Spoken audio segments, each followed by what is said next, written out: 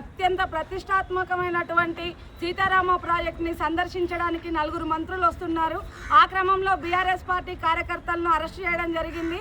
మేమందరం కూడా సీతారామ ప్రాజెక్టు మన జిల్లాకు అత్యంత ఇంపార్టెంట్ ఉన్నటువంటి ఆ సీతారామ ప్రాజెక్టు, అందులో ఉన్నటువంటి నీరును మన జిల్లాకి ఇస్తే కనుక 80,000 ఎకరాలకు నీరు అంది పంట పండేటువంటి అవకాశం ఉన్నటువంటి ఆ సీతారామ ప్రాజెక్టు నీళ్లను మన జిల్లాలో ఒక్క ఎకరానికి కూడా ఇవ్వకుండా పక్క జిల్లాలకు తరలిస్తున్నారు.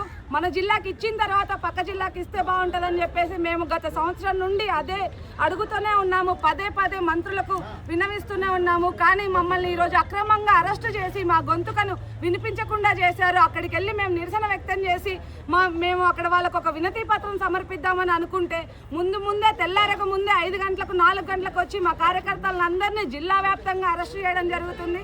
దీన్ని మేము తీవ్రంగా ఖండిస్తున్నాం. అంతేకాకుండా సీతారామ ప్రాజెక్టు నీళ్లను ఒక్క ఎకరానికి కూడా మన జిల్లాలో ఇవ్వలేదు, పక్క జిల్లాలకు ఇస్తున్నారు. 3వ పంటకు కూడా సీతారామ ప్రాజెక్టు నీళ్లను ఇస్తున్నారు.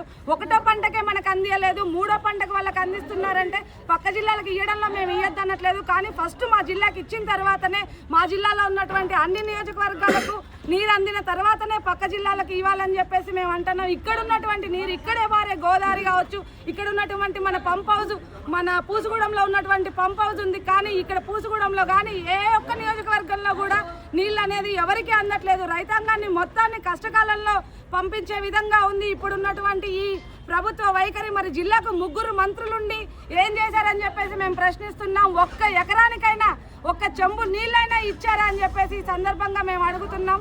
అంతేకాకుండా జిల్లాలో మంత్రుల పర్యటన ఉంది అంటే చాలు మమ్మల్ని అరెస్ట్ చేస్తున్నారు. ప్రతిసారి కూడా ప్రజాప్రతినిధులు ఉన్న మేమైనా మా గొంతుకు వినిపించాలంటే మమ్మల్ని అరెస్ట్ చేస్తే అదే ప్రోగ్రామ్కి రమ్మని ఈరోజు మాకు ఇన్విటేషన్లు ఇచ్చి అదే ప్రోగ్రామ్కి మమ్మల్ని పోకుండా అరెస్ట్ చేస్తే మేము ఎట్లా వినిపించాలి? జిల్లాలో జరిగేటువంటి సమస్యల్ని, ప్రజల సమస్యలు అన్నింటినీ కూడా అధికారుల దృష్టికి కావచ్చు, అదేవిధంగా మంత్రుల దృష్టికి కావచ్చు ఎట్లా తీసుకుపోవాలని చెప్పేసి మేము ప్రభుత్వాన్ని ప్రశ్నిస్తున్నాం. ఈ అరెస్ట్ను మేము తీవ్రంగా ఖండిస్తున్నాం.